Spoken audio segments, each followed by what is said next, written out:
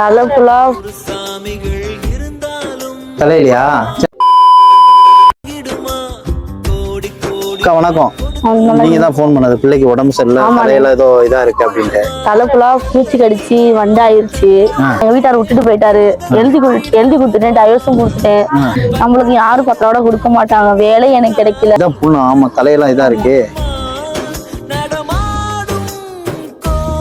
என்ன வயசாகுது? 3 வயசு ஆகுது. ஐயோ ஆமா, கட்டி வேற இருக்குக்கா.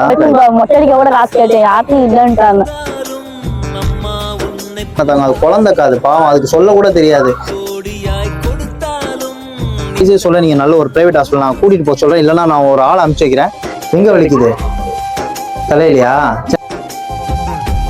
எனக்கு ரொம்ப மனசு வேதனையா இருக்கு. நீங்க தயவுசெய்து முதல்ல போய் பாருங்க, நான் பணம் தரேன், இருங்க. சரிங்க. இந்த பாப்பா